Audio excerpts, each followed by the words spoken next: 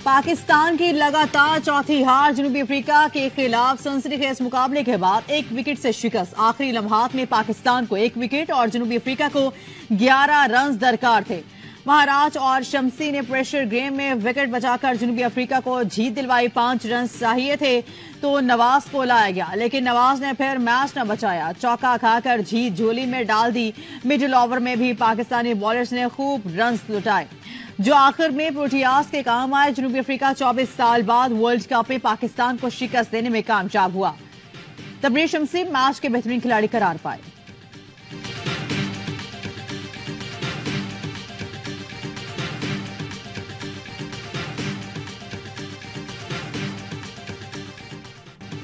पाकिस्तान आज भी फेल, बल्लेबाज भूल गए खेल। अब्दुल्ला चले ना इमाम, रिजवान इफ्तिखार भी बड़ा स्कोर करने में नाकाम। बाबर आजम ने 50 रन बनाए, लेकिन टीम के काम ना आए। सऊद और शादाब की पार्टनरशिप लगी। शादाब 43 और सऊद 52 पर आउट हुए। दोनों के जाते ही बैटिंग से जान निकल गई। आखिरी 4 विकेटों पर सिर्फ 45 रन का इजाफा हुआ। पूरी टीम 50 ओवर भी न खेल पाई। हर मैच में 350 रन करने वाली टीम को सिर्फ 271 रन कदम थमा दिया। तबरेज शमसी ने अपनी घूमती गेंदों से बल्लेबाजों को खूब चकराया। 4 खिलाड़ियों को पवेलियन का रास्ता दिखाया।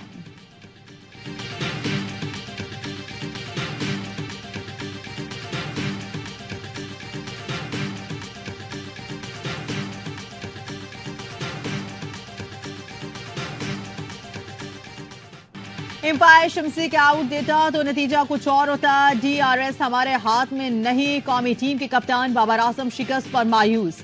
कहा जीत के करीब थे, लेकिन फिनिश अच्छा नहीं कर सके। बैटिंग में गलतियां हुई, हमने कुछ रन कम बनाए। मिकी ऑथर ने कबूल किया कि वर्ल्ड कप में हमने कुछ अच्छा नहीं किया। कहा जीतना है तो क्रिकेट का मेयार बेहतर करना होगा। 6 मैच हो गए, अब तक हमने वर्ल्ड कप में अच्छा मैच नहीं खेला।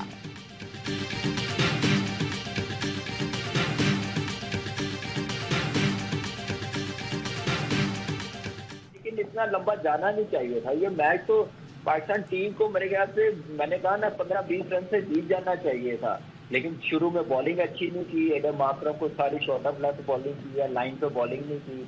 फिर उसके बाद स्पिनर्स का कॉन्फिडेंस बिल्कुल ही नहीं था, थ्रू आउट ही नहीं था इस पूरे वर्ल्ड कप में। फिर वही कि नवाज को बॉल करा के आपने मिस्टेक कर दी। जिस तरह T20 के लास्ट ओवर में इंडिया के अगेंस्ट आपने लास्ट ओवर कराया था और 16 रन बन गए थे, वही मिस्टेक बाबर ने यहाँ पे भी करी। ओसामा मीर आउट कर सकता था, वो आउट करने वाला बॉलर था। नवाज कंटेनर है। नवाज ने मैच नहीं जितवाया, बाबर ने गुस्सा दिखाया। नवाज को लाना ही गलती थी। साबिक विकेटर की बाबर के फैसले पर तनकीद। बासित अली ने कहा ओसामा मीर विकेटें ले रहा था, इसको ओवर देना चाहिए था। पाकिस्तान की टीम अब तकरीबन टूर्नामेंट से बाहर हो गई है। टूर्नामेंट का सबसे अच्छा मैच हुआ, लेकिन पाकिस्तान की हार पर अफसोस हुआ। कामरान अकमल ने कहा मैच बैटिंग की वजह से हारे। टॉस जीतकर बैटिंग का फैसला अच्छा था, लेकिन हमारी बैटिंग में हमेशा की तरह गलतियां नजर आईं। हर लम्हा पुरजोश में बात करते हुए अजहर अली ने कहा आखिरी 20 गेंदें जो नहीं खेली वही गले पड़ी। आखिरी ओवर तक खड़ा होना चाहिए था। जनूबी अफ्रीका चौक कर गया था, लेकिन हमने फायदा नहीं उठाया।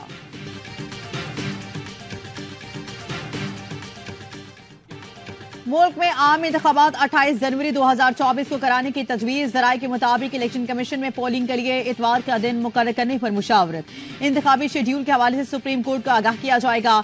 हल्का बंदियां 30 नवंबर को मुकम्मल की जाएंगी। इसके बाद इंतखाबी शेड्यूल जारी किया जाएगा। वोट के इंदराज, अखराज और कवायद की दुरुस्ती के लिए 28 अक्टूबर आखिरी तारीख मुकर्रर। 28 अक्टूबर के बाद इंतखाबी फहरिस्तें मुंजमद हो जाएंगी।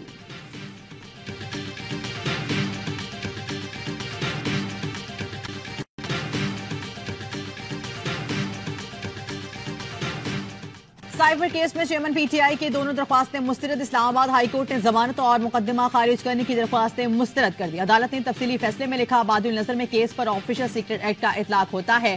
चेयरमैन PTI ने बतौर वजीर आजम साइफर वसूल किया और बज़ाहिर गुम कर दिया।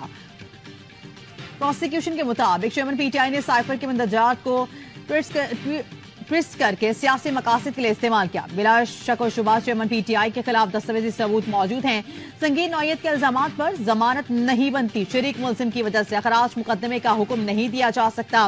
वकील चेयरमैन PTI सलमान सफदर का फैसले के खिलाफ सुप्रीम कोर्ट जाने का ऐलान। कहा साइफर डी क्लासिफाई हुआ तो सीक्रेट कैसे हो गया। 169 दिन साइफर शहबाज शरीफ के पास रहा, उन्हें गवाह नहीं बनाया गया।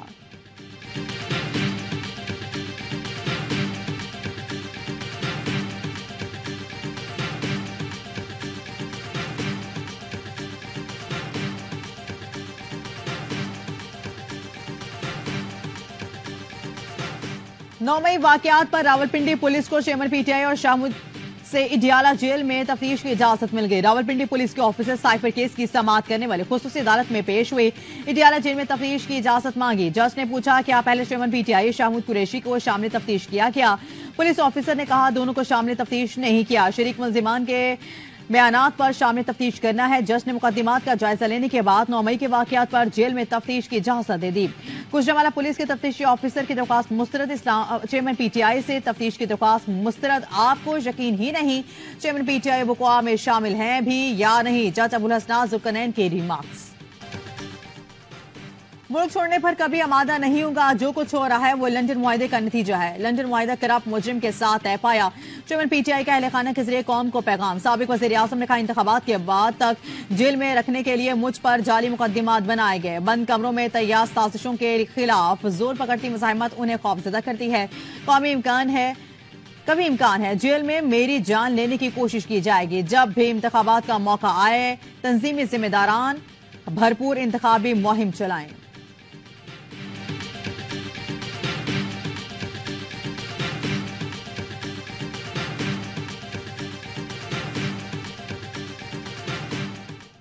सुप्रीम जुडिशियल काउंसिल ने जस्टिस मुजाहिर नकवी को शोकॉज नोटिस जारी कर दिया। जस्टिस मुजाहिर नकवी ने कहा गया है कि 14 दिन में शोकॉज नोटिस का जवाब दें। चीफ जस्टिस काजी फायजीसा की सरबराही में सुप्रीम जुडिशियल काउंसिल के इजलास में जस्टिस मुजाहिर नकवी के खिलाफ शिकायत का जायजा लिया गया। 3 अरकान ने नोटिस के हक में वोट दिया। इलामी के मुताबिक 2 ने मुखालिफत की। जस्टिस सरदार तारिक मसूद के खिलाफ शिकायत पर शिकायत कुनिंदा आमना मलिक को नोटिस जारी। दरख्वास्त के जमन में शवाहिद पेश करने की हिदायत 29 में से 19 शिकायतों को खारिज कर दिया गया। मनगढ़ शिकायत दर्ज कराने वाले वकला को तंबीह की जाएगी।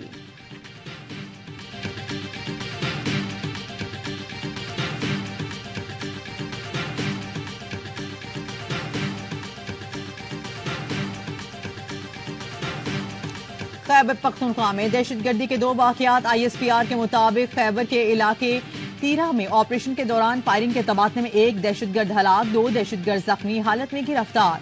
दहशतगर्दों से असलहा और गोला बारूद बरामद। हलाक दहशतगर्द फोर्सेस पर हमलों और शहरियों की टारगेट किलिंग में मुलव्विस थे। जनूबी वजीरिस्तान के इलाके सरोकई में फोर्सेस की गाड़ी देसी साख्ता बम से टकरा गई। धमाके में 2 एहलकार सिपाही बनारस खान और सिपाही अब्दुल करीम शहीद। इलाके में मुमकिना मौजूद दहशतगर्दों के खात्मे के लिए क्लियरेंस ऑपरेशन किया गया।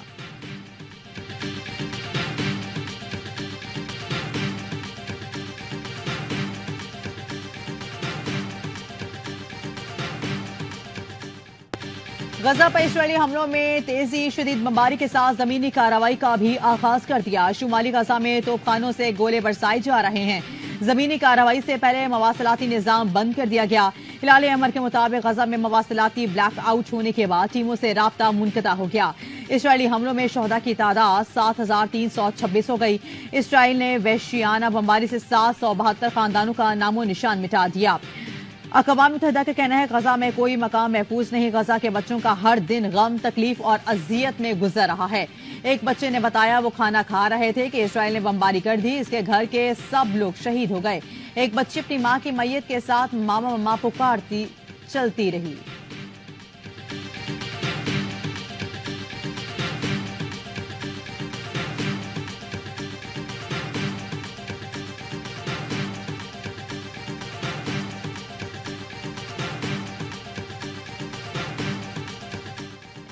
इसराइल हमास मुज़ाकरत अहम मरहले में दाखिल। गजा में जंगबंदी के लिए कतर की सालिसी का असर। इसराइल कैदियों के तबादले पर आमादा हो गया। जंगबंदी यकीनी बनाने के लिए कतर फरीकैन से शराइत पर सख्ती से अमल दरामद का ख्वाहिशमंद। इसराइल दुनिया की हमदर्दियां खोने लगा। अक़वाम मुत्तहिदा जनरल असम्बली में मेंबर मुल्कों की खामोशी ने बड़ा पैगाम दे दिया।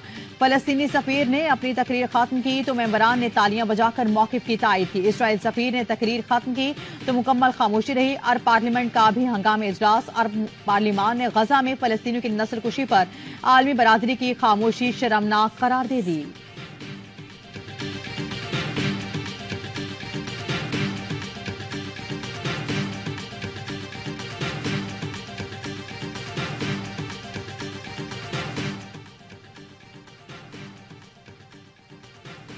अक़वाम मुत्तहिदा जनरल असम्बली गजा में इंसानी बुनियादों पर जंगबंदी के मुतालबे की करारदाद भारी अक्सरियत से मंजूर। उर्दन के करारदाद के हक में 120 वोट, मुखालिफत में 14 वोट आए। 45 ने वोटिंग में हिस्सा नहीं लिया। अमेरिका, इसराइल, ऑस्ट्रेलिया, क्रोएशिया, जमहूरिया चेक, हंगरी समेत 14 अरकान ने मुखालिफत की। कनाडा, जर्मनी और बरतानिया समेत 45 रुकने मुमालिक ने वोटिंग में हिस्सा नहीं लिया।